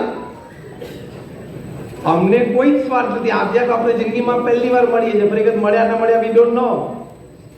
પણ અમારા ગુરુ પ્રમુખ સ્વામી મહારાજને, અમારા ગુરુ મહંત સ્વામી મહારાજનો સંદેશ છે, જીવન સૌંદર્ય ભર્યું અને આનંદમય બને એની માટે એ સંદેશ અમારા ગુરુ હરિનો તમારી સુધી પહોંચાડીએ છીએ. તો તમને જીવનમાં આનંદ આવશે. તમે એવા પણ જોયા હશે કે 50 વર્ષ સુધી રોજ 25 બીડી કે સિગરેટ પીવે, 50 પીવે અને કાંઈ ન થાય. તમે એવા પણ હશે કે 2 વર્ષ સુધી 5 સિગરેટ પીધી અને કેન્સર થઈ જાય છે. હા કે ના? ફૂલ રેન્જ છે બ્લડની રિએક્શન સિસ્ટમમાં. એમાં આપણે ક્યાં છીએ આપણને ખબર નથી. જે દિવસે ખબર પડશે કે તમને કેન્સર છે, તે દિવસે રોતા નહીં આવડે. ભારતમાં 24 કલાકમાં 2000 વ્યક્તિઓ ટોબેકો રિલેટેડ કેન્સરથી મૃત્યુ પામે છે. એવરી આવર 82, દર કલાકે 82 લોકો. આપણે પ્રવચનની શરૂઆત કરી, લગભગ 40 મિનિટ થઈ, 60 જણા ઉપડી ગયા ટોબેકોના કેન્સરથી. હા, આવી વાત એક દિવસ મેં સભામાં કરી. એક જણા સભામાંથી બહુ શુરવીર હતો, એટલે સભા પછી મને મળ્યો સ્ટેજ ઉપર આવીને, એટલે સોલિડ આર્ગ્યુમેન્ટ એને કરી. હા, અદ્ભુત. મને કે સ્વામી, તમે એમ કહો છો કે ટોબેકો એટલે તમાકુથી કેન્સર થાય છે ને જીવન ટૂંકાઈ જાય છે, તો જે તમાકુ નથી કરતા એ લોકોને કેન્સર નથી થતા? મેં કહ્યું થાય છે ને. પછી મેં એને કહ્યું, મેં કે ઘર બંધ હોય ને તાળું મારેલું હોય, આખો પરિવાર બહાર ગયો તો ઘણી વખત તાળા તૂટે છે ને ઘર તૂટે છે ને ચોરીઓ નથી થતી, તો કે થાય છે ને. તો એનો મતલબ એમ કે આપણે ખુલ્લા રાખી જવું કે નસીબમાં ચોરી લખેલી છે, થશે. રાખો ખુલ્લા તો ડેલી થાય. એમ તમે તમાકુ નથી લેતો તોય કેન્સર થાય છે, તો તમાકુ લેતો બેનું થશે. એટલે આમાં કઈ ડાપણ કોઈનું ચાલે એમ નથી. પ્રમુખ સ્વામી મહારાજ આ વ્યસનને એક સમાનાર્થી શબ્દ આપતા એમના વિશાળ અનુભવ પર વ્યક્તિગત ધોરણે પ્રમુખ સ્વામી મહારાજે હજારોને વ્યસન મુક્ત કર્યા. સંસ્થાની વ્યસન મુક્તિ પ્રવૃત્તિ દ્વારા લાખોને વ્યસન મુક્ત કર્યા. પ્રમુખ સ્વામી મહારાજ વ્યસનને એક સમાનાર્થી શબ્દ આપતા અને કહેતા ઝેર. પ્રમુખ સ્વામી વ્યસનને શું કહેતા? ઝેર. એટલે એ આપણું આ પવિત્ર જીવન છે. બીજી વાત જે પ્રમુખ સ્વામી મહારાજે કરી કે નીતિમત્તા અને પ્રામાણિકતાથી કામ કરવું. નીતિમત્તા અને પ્રામાણિકતા ચૂક્યા એટલે પ્રશ્ન આવશે, આવશે ને આવશે. અઘરું છે જીવનભર નીતિમત્તા અને પ્રામાણિકતાથી જીવવું, પણ પુરુષ પ્રયત્ન તો પૂરો કરો. તમે નોકરી ધંધા વેપારમાં નીતિમત્તા અને પ્રામાણિકતા ચૂકો એટલે લાઈફ ઇઝ બ્યુટીફુલ ગઈ. એટલે પ્રમુખ સ્વામી મહારાજે બીજો મુદ્દો આ સમજાવ્યો છે, જીવન સૌંદર્ય ભર્યું અને આનંદમય બને એની માટે ધંધામાં અને વ્યવહારમાં નીતિમત્તા અને પ્રામાણિકતા રાખવી. તમે ખોટું કર્યું હશે ધંધામાં, વેપારમાં, લેનદેનમાં, પૈસામાં, એ આજે નહીં તો કાલે ને કાલે નહીં તો પરમ દિવસે બહાર આવશે. આઈટી ના હાથ પણ લાંબા છે ને તાકાતવાળા છે, ઈડી ના હાથ પણ લાંબા ને તાકાતવાળા છે, સીબીઆઈ ના પણ લાંબા ને તાકાતવાળા છે, અને સોશિયલ મીડિયાના તો એના કરતા પણ વધારે તાકાતવાળા અને લાંબા છે. એક વાક્ય ભૂલથી ખરાબ બોલાઈ ગયું હોય, ખોટું બોલાઈ ગયું, એની ઇફેક્ટ કેટલી આવે છે, તાકાતવાળી, સામાન્ય નથી. એટલે સોશિયલ મીડિયાના હાથ પણ બહુ તાકાતવાળા છે, બહુ જ મજબૂત છે. એટલે નીતિમત્તા અને પ્રામાણિકતામાં કોઈ દિવસ ચોરી ના કરે. દેશના નાગરિક છીએ. પ્રમુખ સ્વામી મહારાજ એક ઉપદેશ લાઈફ ઇઝ બ્યુટીફુલ મને સરસ આપતા. પૂરા વિશ્વમાં પ્રમુખ સ્વામી મહારાજ જ્યાં ગયા તો દરેક દેશમાં અનેક વખત આ વાક્ય બોલ્યા છે. સત્સંગ સભામાં અને વ્યક્તિગત રીતે પ્રમુખ સ્વામી મહારાજ કહેતા કે જે દેશમાં આપણે રહ્યા છીએ એ દેશની સરકારને આપણે વફાદાર રહેવું, એ દેશના કાયદા કાનૂન આપણે પાળવા. એ નીતિમત્તા અને પ્રામાણિકતા છે. તો ભારત દેશમાં પણ રહીને આપણે નોકરી ધંધો વેપાર કરીને કમાઈએ છીએ તો સરકારનો ટેક્સ પૂરો ભરવો એ આપણી નૈતિક જવાબદારી છે. એ લાઈફ ઇઝ બ્યુટીફુલ કહેવાય. અને મેં કહ્યું ચોરી કરી તો આજે નહીં તો કાલે પ્રશ્ન આવે ને, પ્રશ્ન આવે ત્યારે બહુ જ મોટો આવે. 2-3-4 કરોડના ટેક્સ ભરવાનો વારો આવી જાય. એ કોઈ સામાન્ય વાત નથી. માટે વફાદારી રાખે. પ્રમુખ સ્વામી મહારાજ આ જ વાત એક બહુ સરસ દ્રષ્ટાંતથી સમજાવતા. ગામથી દ્રષ્ટાંત છે, સામાન્ય માણસને પણ સમજણ પડી જાય, પણ બહુ સરસ સમજાવતા. પ્રમુખ સ્વામી મહારાજ કહેતા કે તમે કૂવામાં નાહવા માટે જાઓ અને કૂવામાં જઈને નીચે તમે સંડાસ કરો તો તમે બહાર આવો પહેલા તમારું પોત પ્રકાશી જાય તમે અંદર જઈને શું કર્યું છે. આ બહુ જ ગામથી દ્રષ્ટાંત છે, પણ આમાં બહુ જ ઊંડો અર્થ સમાયેલો છે કે whatever you do even in the darkest hour of the night has to see the light of the day. તમે નીતિમત્તા અને પ્રામાણિકતા ચૂકીને રાત્રે અંધારામાં પણ કંઈક કર્યું હોય એ દિવસનો સૂર્યપ્રકાશ જોશે. પૃથ્વી ગોળ છે, જે ગોળ હોય એની પાસે ખૂણો ના હોય, એટલે આપણું કરેલું ખોટું એની પાસે સંઘરવાની કોઈ જગ્યા નથી. એટલે આપણે આપણા નોકરી ધંધા વેપાર અને સંબંધોમાં નીતિમત્તા અને પ્રામાણિકતા રાખવા. એક સરસ પ્રસંગ તમને કહું. 2018ની સાલમાં ઓસ્ટ્રેલિયાની ક્રિકેટ ટીમ સાઉથ આફ્રિકા ગઈ. એ વખતે સ્ટીવ સ્મિથ કેપ્ટન હતા, જે આ વખતે પણ ઓસ્ટ્રેલિયાની ટીમમાં વર્લ્ડ કપમાં રમતા હતા. ચોથી ટેસ્ટ કેપટાઉનમાં ચાલુ હતી. ચોથી ટેસ્ટનો ચોથો દિવસ ટી બ્રેક અને સ્ટીવ સ્મિથ એટલે ઓસ્ટ્રેલિયા ફિલ્ડિંગમાં હતી. સ્ટીવ સ્મિથને અંદાજ આવી ગયો કે કાલે ટી સુધીમાં આપણે આ ટેસ્ટ મેચ હારી જઈશું. ટી બ્રેક વખતે એનો ઓપનિંગ બેટ્સમેન ડેવિડ વોર્નર, એ પણ આ વખતે ઓપનિંગ કરતા હતા ઓસ્ટ્રેલિયાની ક્રિકેટ ટીમનું વર્લ્ડ કપમાં. ડેવિડ વોર્નરને કહ્યું કે David I think will lose the match by tomorrow tea time સુધીમાં આપણે મેચ હારી જશું. ડેવિડ કીધું કે આ બરોબર છે, મને એવું લાગે જે રીતે મેચ જાય છે હારી જશું, હારવી નથી. તો શું કરવું? સ્ટીવ સ્મિથ કે ખેલ કરો, ખેલ કરવો પડશે આની માટે. એટલે એક પ્લેયરને બોલાવ્યો તો પ્લેઇંગ 11માં તો કેમેરન બેનક્રોફ્ટ. કેમેરન બેનક્રોફ્ટને બોલાવીને આ બંને જણે કીધું કે ટી બ્રેક પછી પાછા જઈએ ને ત્યારે એક યલો ટેપ, એક નાની પતરી તું ખિસ્સામાં ભેગી રાખજે, આપણે નવો બોલ લેશું અને તને મિડ ઓન પર ઉભો રાખશું. એટલે આપણે જાણીએ છીએ કે ક્રિકેટ તમે જોયું હોય તો બેટ્સમેન ગમે ત્યાં શોટ મારે પણ છેલ્લે બોલર પાસે બોલ મિડ ઓન પર ખેલાડી ઉભો હોય એ છેલ્લે આપે રનઅપ ઉપર જતો હોય ત્યારે. એટલે તારે બોલને ઘસવાનો, બોલની સીમ હોય એ સીમની એક બાજુ ઘસવાનો. એટલે 8-10 ઓવર પૂરી થાય ને ત્યાં સુધીમાં સીમની એક બાજુનો બોલ ઘસાઈ જાય. એટલે નવો બોલ હોય. આપણી સભામાં માનનીય મંત્રી શ્રી મનસુખભાઈ પધાર્યા છે, આપણે એમનું સ્વાગત કરીએ છીએ.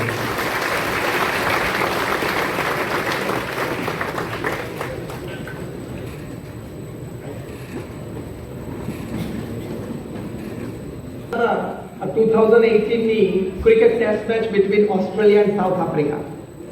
ચોથી ટેસ્ટમાં ચોથા દિવસે ટી વખતે સ્ટીવ સ્મિથ કેપ્ટનને ખબર પડી ગઈ કે આપણે આ ટેસ્ટ હારશું.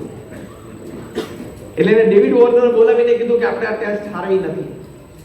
એટલે બંને જણા ભેગા થઈને ષડયંત્ર કર્યું. એટલે કેમેરન બેનક્રોફ્ટને બોલાવ્યા કે તું ટી બ્રેક પછી આ યલો સ્ટ્રીપ એક પતરી તું ભેગી ખિસ્સામાં રાખજે અને જ્યારે તારી પાસે બોલ આવે ત્યારે તારે સીમની એક બાજુ બોલ ઘસવાનો. એ નવો બોલ લીધો ટી બ્રેક પછી, અને 8-10 ઓવર પૂરી થઈ ત્યાં સુધીમાં કેમેરન બેનક્રોફ્ટે આ પતરી ઘસીને સીમની એક બાજુનો બોલ ડલ કરી નાખ્યો અને રફ કરી નાખ્યો. હવે નવો બોલ હોય, હજી 5-7-10 ઓવર જ થઈ હોય, સીમ શાઇનિંગ હોય અને એકદમ લીસો હોય, અને બીજી બાજુ ડલ હોય ને રફ હોય, એટલે રિવર્સ સ્વિંગ ચાલુ થઈ જાય. મહેન્દ્ર આપણે બેઠા છે, મહેન્દ્ર ભગત બેઠા, એટલે એને ખબર પડે બાપુ બરોબર વાત છે ને, રિવર્સ સ્વિંગ ચાલુ થઈ જાય ને, કારણ કે પેસ બોલર હતા એટલે ખબર છે. એટલે રિવર્સ સ્વિંગ ચાલુ થઈ જાય એટલે હવે ઓસ્ટ્રેલિયાના બોલર્સ બધા ક્વિકી 130, 135, 140 કિલોમીટરની સ્પીડે નાખે. અત્યારે ફાસ્ટેસ્ટ આપણો મયંક આવી ગયો છે 156 નાખે છે અત્યારે. 145 કિલોમીટર પર આવરની ડિલિવરી પડે, રિવર્સ સ્વિંગ થાય એટલે ટપ્પી પડી 2 બાજુ 2 ફૂટ કટ થાય. આટલી બધી યારી મળવા માટે બોલર્સને, ને ઓસ્ટ્રેલિયાના બોલર્સ બધા, એટલે સાઉથ આફ્રિકાના બેટ્સમેન માટે તો બ્રહ્મોસ મિસાઇલ થઈ જાય અને વિકેટો પડવા માટે. સાઉથ આફ્રિકા કેમ ડાઉન સ્લાઇડિંગ. પણ આ પતરી ગસતો તો ને એમાં એક વખત સીસીટીવી કેમેરા ઉપર એનો પોઝ પકડી ગયો કે આ કઈ ઘસે છે બોલ સાથે. એટલે ફોકસ કર્યું, રિપ્લે કરીને તો ખબર પડી કે એના હાથમાં કઈ લોખંડની પતરી છે. એટલે મેચ રેફરીને કહેવામાં આવ્યું સીસીટીવી રૂમમાંથી કે તમે આવો જુઓ આ કઈ છે. મેચ રેફરીએ જોયું તો કે આ તો ભયંકર મોટી મેલ પ્રેક્ટિસ છે. ઇમિડિયેટલી પ્લે સ્ટોપ કરવામાં આવ્યો. કેમેરન બેનક્રોફ્ટને બહાર બોલાવવામાં આવ્યો. તાર ખિસ્સામાં શું છે? તું બોલ સાથે શું ઘસતો હતો? એટલે આપણને ટેવ છે ને, માણસની પ્રકૃતિ શું છે, પકડાય એટલે ના મને નહીં, મને ખબર નહોતી, હું નહોતો. આ માણસ માત્ર ના હું નહોતો, મને ખબર નથી, હું કઈ જાણતો જ નથી. અને આ વ્યક્તિ મને મળતો જ નહોતો, બીજા 2 જણા રિપોર્ટિંગ કરતો હતો, મને રિપોર્ટિંગ જ નહોતો કરતો. એવું કહેવા માંડે. પણ તમે ખોટું કરો એટલે પ્રશ્ન આવે ને આવે. દારૂ હાથમાં હોય તોય પ્રશ્ન, દારૂ પીવો તોય પ્રશ્ન, દારૂના કાગડિયા કરો તોય પ્રશ્ન. પ્રશ્ન તો આવે, ખોટું કરો એટલે પ્રશ્ન આવે. એટલે પછી કે ખિસ્સામાં શું છે તો પકડું કે પતરી નીકળી. એટલે તરત કીધું કે મેં પતરી ઘસી બરોબર, પણ મને મારા કેપ્ટને કીધું એટલે મેં કર્યું. હા, stop the play, call Steve Smith out. Steve સ્મિથને બહાર બોલાવ્યા કે આ તે શું કર્યું? સ્ટીવ સ્મિથે કન્ફેસ કર્યું. સ્ટીવ સ્મિથ કે મને તો વિચાર આવેલો, પણ એક્ચ્યુઅલી એક્ઝિક્યુશન ડેવિડ વોર્નરે કર્યું છે. ડેવિડ વોર્નરને બહાર બોલાવો. જેણે ષડયંત્ર રચેલું એ બધા બહાર આવીને કન્ફેસ કર્યું. ઇમિડિયેટલી સાઉથ આફ્રિકા ક્રિકેટ બોર્ડે ઓસ્ટ્રેલિયા ક્રિકેટ બોર્ડને ફોન કર્યો, ટોપ ઓફિશિયલ્સ આવી જાઓ, તમારા ખેલાડીઓ મોટો ખેલ કર્યો છે. એ વખતે ઓસ્ટ્રેલિયાના પ્રેસિડેન્ટ હતા મેલ્કમ ટર્નબલ, જે આપણે દિલ્હી અક્ષરધામમાં પણ આપણા માનનીય મોદીશ્રી, આપણા પ્રધાનમંત્રી એમને લઈને આવેલા. એ મેલ્કમ ટર્નબલ ઓસ્ટ્રેલિયાના પ્રાઇમ મિનિસ્ટર, પોતે ક્રિકેટ ચાહક. એટલે ઓસ્ટ્રેલિયા ક્રિકેટ બોર્ડે પ્રાઇમ મિનિસ્ટરને રિપોર્ટ તો કરવું પડે કે આવું કંઈક ખેલ થયો છે. એટલે પ્રાઇમ મિનિસ્ટરે કીધું કે કોઈ પણ મણા રાખશો નહીં, ડીપ ઇન્વેસ્ટિગેશન ચાલુ કરો, અને જે દોષિત હોય એને ગુનો થવો, એટલે એનો ગુનો સાબિત થાય એટલે એને સજા થવી જ જોઈએ. ઓસ્ટ્રેલિયન ક્રિકેટ બોર્ડ આખું આવી ગયું અહીંયા સાઉથ આફ્રિકા, તપાસ કરી, કન્ફેસ કર્યું. ત્યાં 3 ઉપર 1 વર્ષનું બેન. ચોથી ટેસ્ટ તો ચોથો દિવસમાં અંદર ના જવા દીધા, 5મા દિવસમાં અંદર ના જવા દીધા, અને ઓસ્ટ્રેલિયા 322 રનથી હારી. 5મી ટેસ્ટ 350 રનથી હારી. જીગર તૂટી ગયું ને. એટલે પ્રમુખ સ્વામી મહારાજે જીવન સૌંદર્ય ભર્યું બનાવવા માટે આ બીજો મુદ્દો આ કીધો. નીતિમત્તા અને પ્રામાણિકતા ચૂકો એટલે જીવનનું સૌંદર્ય જાય અને જાય. It is a reality, it is a fact. એટલે કેમેરન બેનક્રોફ્ટ કે મને તો મારા કેપ્ટને કીધું એટલે કરેલું. મારી તો બ્રેડ એન્ડ બટર એ છે કાલ સવારમાં ટીમમાંથી કાઢી મૂકે. હારું ચાલો તને 2 મહિના ઓછા, 10 મહિના. એ તો ફરી ક્રિકેટમાં આવ્યો નહીં, યોગા ટીચર થઈ ગયો. એક શાંતિ તો મળે, યોગાસન કરીએ કરાવીએ તો. સ્ટીવ સ્મિથ અને ડેવિડ વોર્નર લોકલ ક્રિકેટ રમવા માંડ્યા. 6 મહિના પછી Steve Smith prime time Australian TV ઉપર આવ્યા. નાઉ લિસન કેરફુલી, હવે બરોબર સાંભળજો. પ્રાઇમ ટાઈમ ઓસ્ટ્રેલિયન ટીવી ઉપર સ્ટીવ સ્મિથને પૂછવામાં આવ્યું કે તમે દુનિયાની શ્રેષ્ઠ ટીમના કેપ્ટન હતા, કેમ આ તમે ખોટું કર્યું? તમારો દરજ્જો તમે જુઓ, કઈ કક્ષાની વ્યક્તિ તમે હતા, તમે કેમ આ ખોટું કર્યું? તમે વર્લ્ડ કપ વિનિંગ ટીમના કેપ્ટન, તમે કેમ આ ખોટું કર્યું? તમે વિરાટ કોહલી અને બાબર આઝમના લેવલના બેટ્સમેન, તમે કેમ આ ખોટું કર્યું? આવું કરવાનું મન તમને કેમ થયું? ત્યારે મને એક બહુ જ સરસ વાત કરી, જે આપણે આપણા કારખાનામાં, આપણી ઓફિસમાં, આપણા ધંધામાં, આપણા વ્યવહારમાં જાણપણારૂપ દરવાજે રહેવાની વાત છે.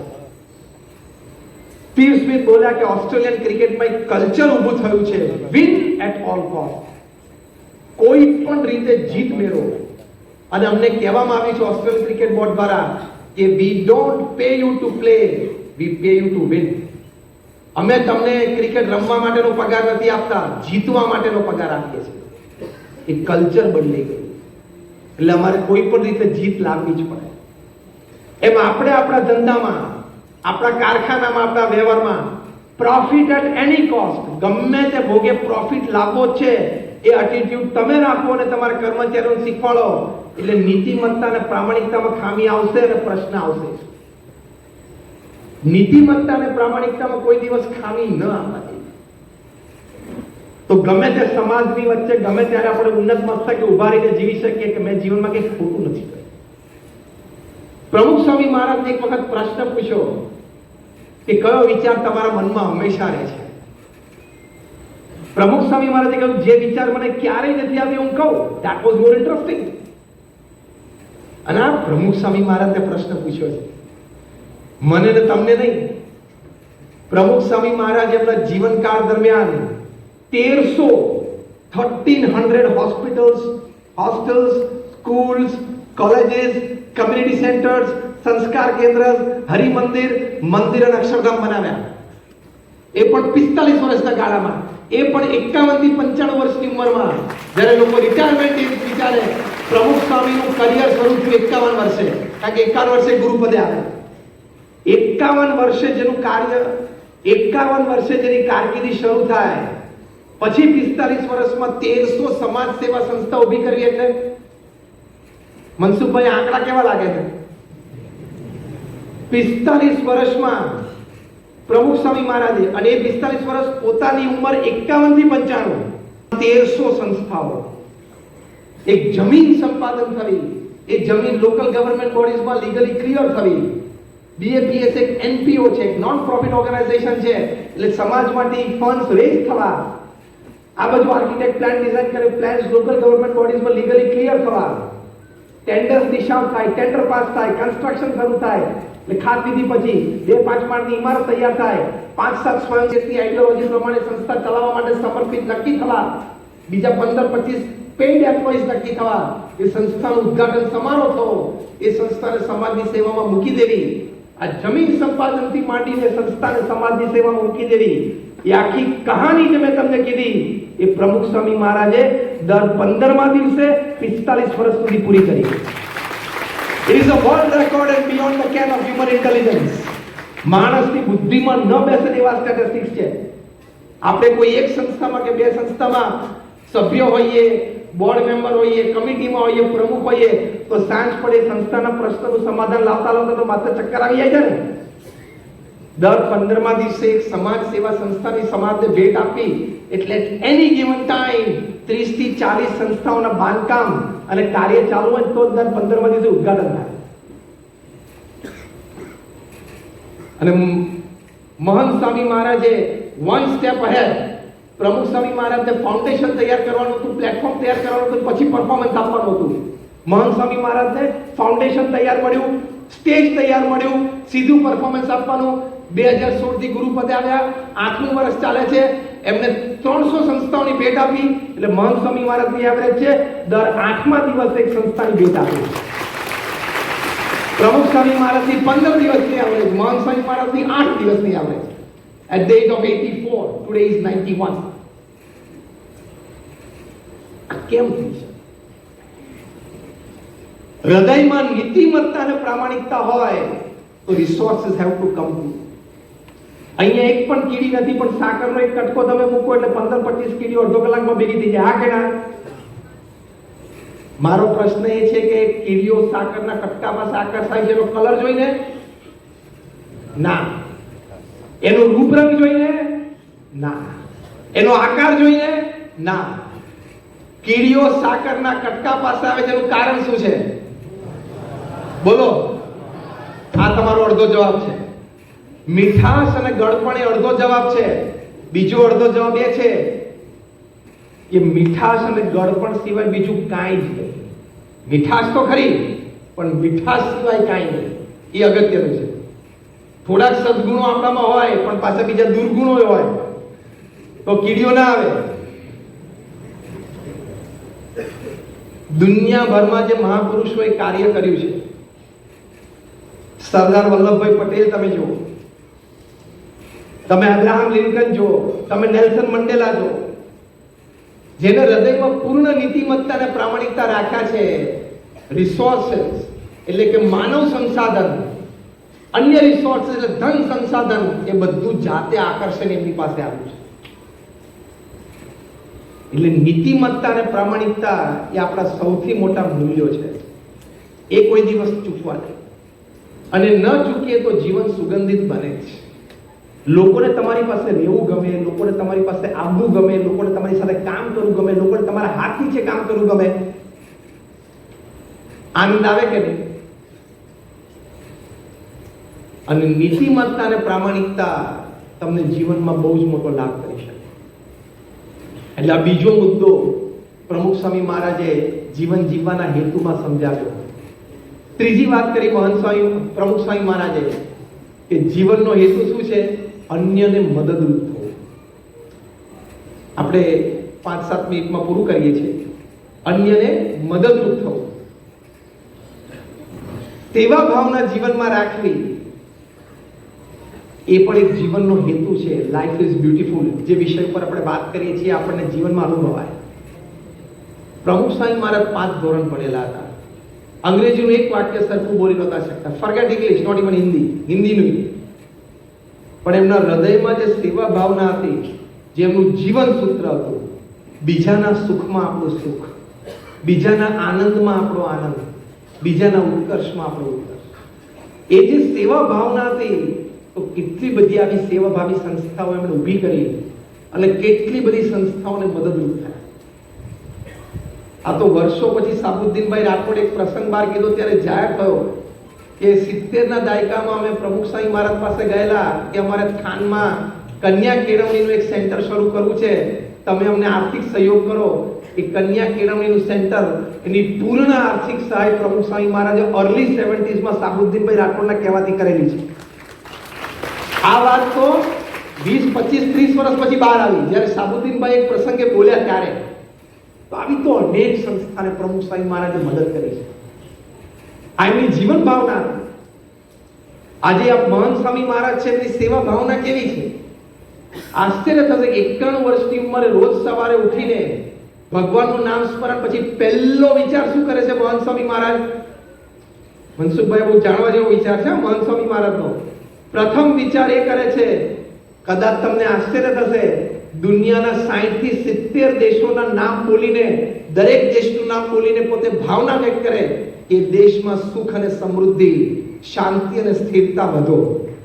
What a prayer in the morning. આ કેવી સેવાની ભાવના કહેવાય, કેવી સેવાની શરૂઆત સવારથી કહેવાય. સેવાની સદભાવના, સેવાનો સદવિચાર, એનાથી એમનો દિવસ શરૂ થાય છે. તો આપણે પણ થોડી સેવાની ભાવના રાખી. અમેરિકામાં 2010ની સાલમાં એક સર્વે થયો, ડુ ગુડ લીવ વેલ. તમે સારું કરો અને સારું જીવો. હેલ્થની દ્રષ્ટિએ આપના કાર્યક્ષેત્રની વાત, ડુ ગુડ લીવ વેલ. સ્વાસ્થ્ય સંબંધી તો એમાં બહુ સરસ સર્વે થયેલો. એક ગ્રુપ એવું હતું કે જે લોકો સેવાભાવી સંસ્થાઓમાં વોલેન્ટિયર સ્વયંસેવક તરીકે સેવા કરતા હતા. એક ગ્રુપ એવું હતું કે જે કોઈ સેવા સંસ્થામાં નહોતા જોડાયેલા. ઓકે, દરેકની પોતાની વિચારધારા હોય. આ બંને ગ્રુપનો 10 વર્ષ સુધી સર્વે થયો કે જે સેવા કરે છે નિસ્વાર્થ ભાવે, એને સ્વાસ્થ્યની દ્રષ્ટિએ શું લાભ છે? શારીરિક, માનસિક, યાંત્રિક, ફિઝિકલ, મેન્ટલ, ઇમોશનલ હેલ્થ જે નથી કરતા એની દ્રષ્ટિએ. તો આ 10 વર્ષના સર્વે પછી કન્ક્લુઝન પેપર તૈયાર થયું. પહેલી વાત હતી કે જે લોકો નિસ્વાર્થ ભાવે કોઈ સમાજ સેવામાં ક્યાંક ને ક્યાંક જોડાય છે, they had lesser pills to take fewer hospital visits to do. એ લોકોને જીવનમાં ઓછી ગોળીઓ ગળવી પડી અને હોસ્પિટલમાં ઓછી વાર જવું પડ્યું. આ પહેલો લાભ છે કે નહીં? બીજો લાભ, જે લોકો નિત્ય સેવા ભાવનાથી સમાજ સેવા સંસ્થાઓ સાથે જોડાયેલા છે એ લોકોને સમાજમાં લોકો સાથે સંબંધો ઘણા સારા, મીઠા અને પરસ્પર લાભદાયી છે. તો આ લાભ છે કે નહીં જીવનનો? ત્રીજો લાભ, જે લોકો નિત્ય સેવામાં સમાજ સેવા સંસ્થા સાથે જોડાયેલા છે એ લોકોના જીવનમાં, પરિવારમાં ટોલરન્સ અને એક્સેપ્ટન્સ એટલે કે સહન કરવાની ભાવના, જતું કરવાની ભાવના, મોટું મન રાખવાની ભાવના અને એકબીજાને પ્રેમથી સ્વીકારવાની ભાવના નહીં સેવા કરનાર લોકો કરતા વધારે સારી અમને જણાણી. કેટલો મોટો લાભ છે જીવનના. 10 લાભ છે, 3 મેં કીધા, સમયના અભાવે બાકીના 7 નથી કહેતો. ગૂગલ ઉપર જઈને હોમવર્ક કરજો રાત્રે. તો do good, live life. Corona દરમિયાન કેટલા લોકોએ સેવા કરી, કેટલી અદ્ભુત સેવાઓ કરી. જે મને સૌથી વધારે પ્રસંગ સ્પર્શી ગયો છે હું તમારી સાથે શેર કરું. કોરોના કાળ દરમિયાન જ્યારે પ્રથમ લોકડાઉન જાહેર થયું તે વખતે બધા માઇગ્રન્ટ વર્કર્સ બધા શહેરોમાંથી પોતપોતાના હોમટાઉનમાં જતા. તેમાં તામિલનાડુથી બધા બિહાર, ઉત્તર પ્રદેશ, ઓરિસ્સાના બધા માઇગ્રન્ટ વર્કર્સ પાછા પોતાના પ્રાંતમાં જતા હતા. ત્યાં મદુરાઈ બહુ મોટું શહેર છે તામિલનાડુનું, ત્યાંથી પસાર થતા હતા. એક બાર્બર શોપ, એમાં આ બાર્બર પોતે, એટલે એનું નામ સી મોહનદાસ, પોતે કામ કરતા હતા. એની નાની 13 વર્ષની દીકરીનું નામ સી નેત્રા. એ દીકરીને યુપીએસસી એટલે કે પબ્લિક સર્વિસીસમાં જાય એવી હોશિયાર હતી. એટલે આ પિતાએ બહુ મહેનત કરીને 5 લાખ રૂપિયા એફડીમાં મૂકેલા કે મારી દીકરીને મારે આ કક્ષા સુધી ભણાવવી છે. આ 13 વર્ષની દીકરીએ આ માઇગ્રન્ટ વર્કર્સ, ઘણાના પગમાં જૂતા નહીં, ઘણા પાસે કંઈ ખાવા પીવાનું, ઘણા નાના બાળકો રડે, જેટલો સામાન ખભા ઉપર નાખી લઈ જઈ શકે એટલો સામાન લઈ જઈ જતા હતા. એમ નાની બાળકીને દયા આવી. એને એના પિતાને કીધું કે પપ્પા 5 લાખ રૂપિયા તમે મારા ભણતર માટે રાખ્યા છે, મારી ઈચ્છા છે તમે એફડી તોડી નાખો અને આપણે મોહલ્લાના બધા બહેનો ભેગા થાય, આપણે ફૂડ પેકેટ્સ બનાવીએ અને આપણે આ બધા માઇગ્રન્ટ વર્કર્સને ફૂડ પેકેટ્સ આપીએ. એના પિતાના આંખમાં આંસુ આવી ગયા. મારી દીકરીને આવો વિચાર આવ્યો અને એમણે કર્યું. વિચાર કરો, એક સામાન્ય હેર કટિંગ સલૂન ચલાવતી વ્યક્તિ, એને પોતાની એકની એક મૂડી, આ 5 લાખ રૂપિયા, એ પણ દીકરીના ભણતર માટે, દીકરીના કહેવાથી એણે એ 5 લાખ રૂપિયાનું અનાજ ઇત્યાદિ લાવ્યા. બધા મોહલ્લાની બહેનો ભેગી થઈને બધી ફૂડ પેકેટ બનાવ્યા, બધા આપી દીધા. આ વાત લોકલ ન્યૂઝપેપરમાં રિફ્લેક્ટ થઈ. એટલે ઘણા બધા રાજકીય આગેવાનો, સામાજિક આગેવાનો, શૈક્ષણિક આગેવાનો એમના ઘરે એમને અભિનંદનના બાળકીને આપવા માટે આવ્યા. આ વાત નેશનલ ન્યૂઝપેપર્સમાં રિફ્લેક્ટ થઈ. ત્યાંથી માનનીય પ્રધાનમંત્રી શ્રી નરેન્દ્રભાઈ મોદીના મન કી બાતમાં વાત ગઈ. માનનીય મોદીજીએ મન કી બાતમાં આ 13 વર્ષની દીકરી સી નેત્રાને દેખાડી અને આખો પ્રસંગ જાતે કર્યો. હજી સાંભળો કે story goes ahead. Mann Ki બાતમાં વાત આવી અને આટલું બધું લોકલ ન્યૂઝપેપર અને લોકલ આગેવાનો દીકરીને મળ્યા. એટલે દિલ્હીમાં બેઠેલા યુનાઇટેડ નેશન્સના ડિરેક્ટરની ઓફિસમાં ખબર પડી કે આ 13 વર્ષની દીકરીએ આવી જીવન ભાવના સેવાની. એટલે યુનાઇટેડ નેશન્સના રિપ્રેઝેન્ટેટિવ દિલ્હીથી મદુરાઈ ગયા આ દીકરીને મળવા માટે. આખી વાત પરિવાર સાથે બેસીને જાણી. એને યુનાઇટેડ નેશન્સમાં વાત મોકલી. યુનાઇટેડ નેશન્સને એમ થયું કે આવી જીવન ભાવના સેવાની. બીજા વર્ષે, વર્ષ 2022-2023 ની આ એ વખતે આ 14 કે 15 વર્ષની દીકરી, એને યુનાઇટેડ નેશન્સે ambassador to help the poor એટલે કે યુનાઇટેડ નેશન્સની એમ્બેસેડર બનાવી. એક વર્ષમાં યુનાઇટેડ નેશન્સે આ દીકરીને 40 દેશોમાં મોકલી અને મોટી મોટી સેમિનાર અને કોન્ફરન્સીસમાં દીકરી પાસે પ્રવચનો કરાવ્યા કે જીવનમાં નિસ્વાર્થ ભાવે ત્યાગ કરીને સમાજની સેવા કરવી એટલે શું, એની વાત આ નાની બાળકી કરતી. ત્યારે આખી સભા સ્ટેન્ડિંગ ઓવેશનમાં આવી ગઈ. એક નાની સેવા, એનું રિફ્લેક્શન. આપણે રિપલ ઇફેક્ટ ભણ્યા છે. સરોવર શાંત હોય એમાં તમે એક કાંકરી નાખો એટલે એક રિપલ આવે, બીજું રિપલ આવે, એમ કરી તરંગો સામેના છેડે પહોંચી જાય. એમ એક આવો પ્રસંગ તમે જીવનમાં સાંભળો ને તો આપણને બધાને જીવનમાં સેવાની પ્રેરણા મળે. અને સેવાની ભાવના હતી જ એટલે જ આપણા ભારત સરકારે માનનીય મોદીજીના નેતૃત્વ હેઠળ કોરોના દરમિયાન જે ભારત દેશમાં કાર્ય થયું છે ને એ પૃથ્વી ઉપર કોઈ દેશમાં નથી થયું. એમ આઈ રાઈટ મનસુખભાઈ? 100% ને? પૃથ્વી ઉપર કોઈ દેશમાં નથી થયું. વી વેક્સિનેટેડ 6 અમેરિકાસ. 6 અમેરિકાને આપણે વેક્સિનેટ કર્યું છે. અમેરિકાની વસ્તી 33-35 કરોડ છે, આપણે 140 કરોડ છે. 6 અમેરિકાને વેક્સિનેટ કર્યું. અને ભારતમાં વેક્સિનેશન તમને મળે અડધો કલાકમાં મોબાઈલ ઉપર સર્ટિફિકેટ આવે. આપણા માનનીય વિદેશ મંત્રી શ્રી જયશંકર ત્યાંના દીકરા પાસે વોશિંગ્ટન ગયેલા વચ્ચેના બ્રેકમાં, કોરોના વચ્ચે બ્રેક આવેલો ત્યારે, અને ત્યાં કોઈ રેસ્ટોરન્ટમાં ગયા હતા, પોતે જાતે જ આ પ્રસંગ કહે છે કે રેસ્ટોરન્ટમાં સર્ટિફિકેટ દેખાડવાનું, તમે 2 શોટ લીધા છે કે નહીં? તો કે મારા દીકરો અમેરિકામાં શોટ લીધા હતા અને ખિસ્સામાંથી વોલેટ કાઢી અંદર એક ચિઠ્ઠી વાળેલી હતી, એમ ખોલી, અડધી ફાટી ગઈ હતી, હાથથી લખી હતી, એ કાઢ્યું અને મેં મોબાઈલ ઉપર સર્ટિફિકેટ દેખાડ્યું.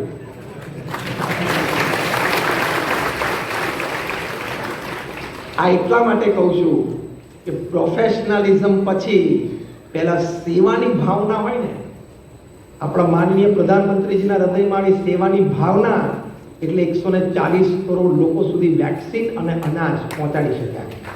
આ ખાલી પ્રોફેશનલિઝમથી કામ ના થાય, નેટવર્કિંગથી કામ ના થાય, સિસ્ટમથી કામ ના થાય. એ બધું જરૂરી છે, પણ વધારે જરૂરી સેવા ભાવના. મેં કહ્યું એમ પ્રમુખ સ્વામી 5 ધોરણ ભણેલા હતા, પણ વિશાળ સેવા ભાવના હૃદયમાંથી 1300 સંસ્થાઓ ઊભી કરી દીધી. એમાંની એક સંસ્થામાં અત્યારે આપણા બેઠા છે.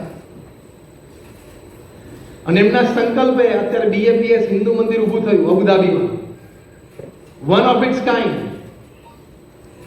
એ સેવાની ભાવના, શુદ્ધ અંતઃકરણ, નીતિમત્તા અને પ્રામાણિકતા પ્રમુખ સ્વામી મહારાજના હૃદયમાં હતા અને BAPS ની કાર્યવાહીમાં હતા.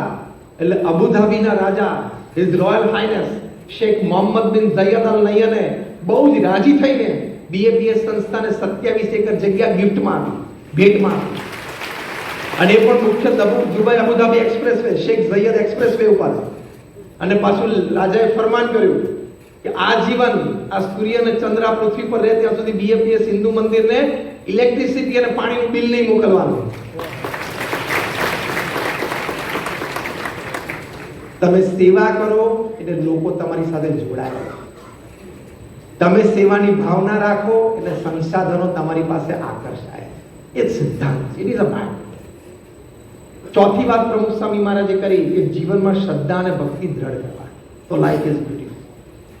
ભગવાન પ્રત્યેની અતૂટ શ્રદ્ધા રાખવી, ભગવાનના અસ્તિત્વમાં અને ભગવાનના કરતાપણા. આમાંથી લૌકિક લાભ. હું અત્યારે બહુ મોટી વાત સ્વર્ગની અને મોક્ષની નથી કરતો. Let's talk practical, day to day વાત કરીએ. કેશ એન્ડ કેરીનો જમાનો છે. કેશ એન્ડ કેરીનો જમાનો છે. તમે કેશ લઈને, ક્રેડિટ કાર્ડ લઈને દુકાનમાં જાઓ છો, તમને માલ મળે છે.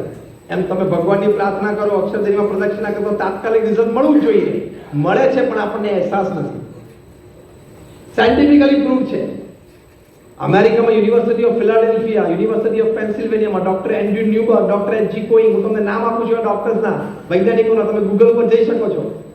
ભગવાનના નામ સ્મરણથી શું લાભ થાય છે, સાયન્ટિફિક પ્રયોગ કર્યો. ખાલી લખેલી કે અનુમાનની વાત નહીં. 4000 લોકોને નામ સ્મરણ કરવા માટે બેસાડ્યા. 4-5 વખત કરાવડાવ્યું, 10-10 મિનિટ. પછી ઘરે મોકલી દીધા. પછી એ લોકોને 3 અઠવાડિયા સુધી એ લોકોને કીધું તમારે રોજ 10 મિનિટ 12 મિનિટ નામ સ્મરણ કરવું. પાછા બોલાવ્યા.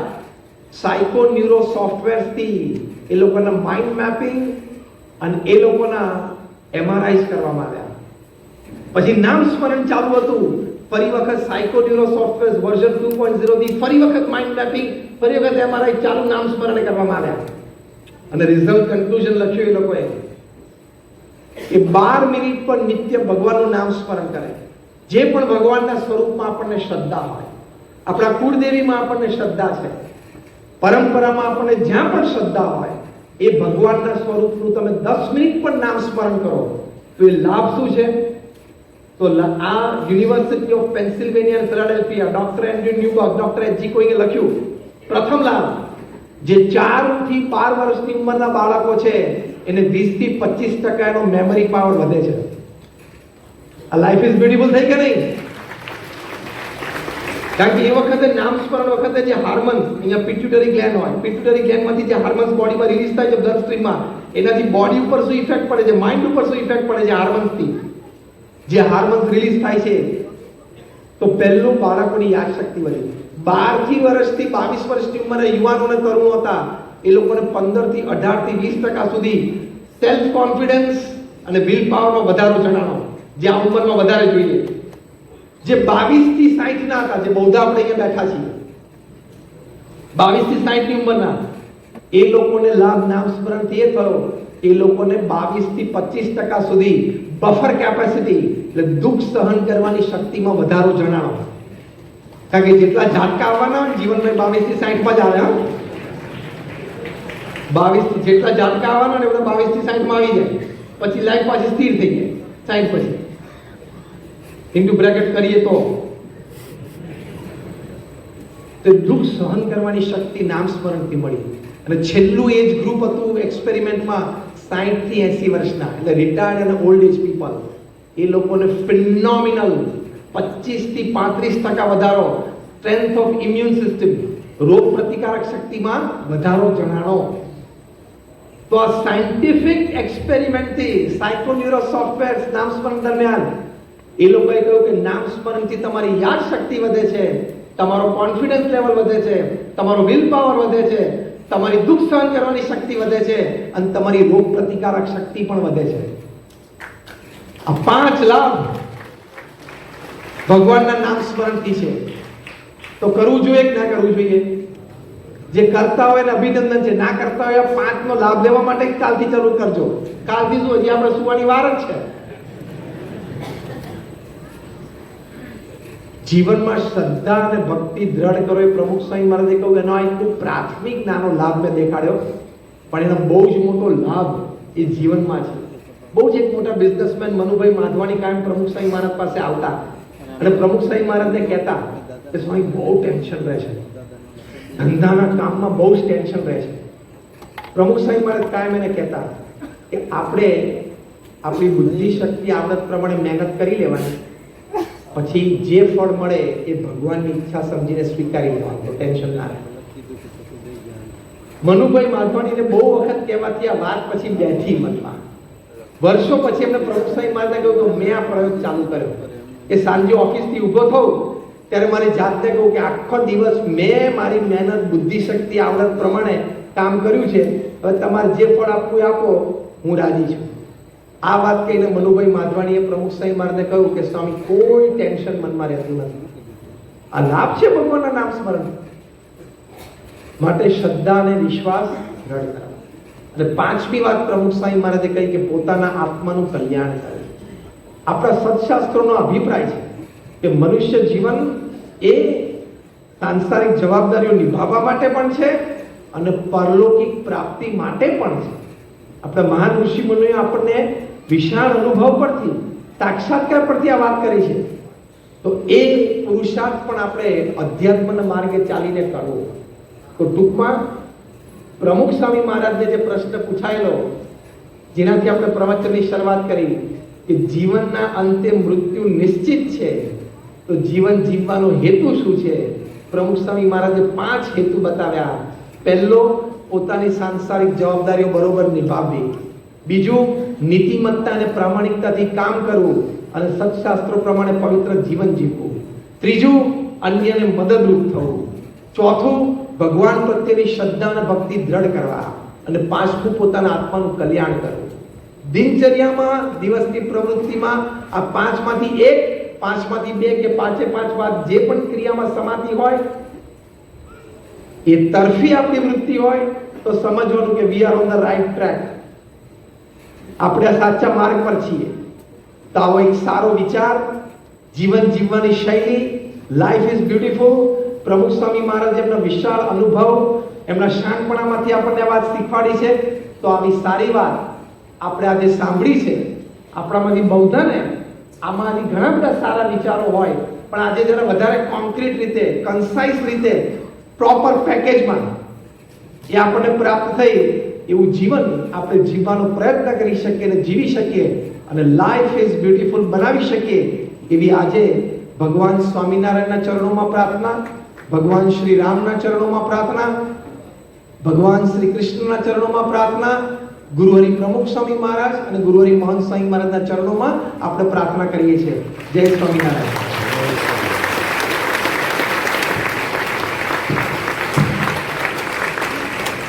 પૂજ્ય ધર્મચરણ સ્વામી, પૂજ્ય દિવ્ય પુરુષ સ્વામી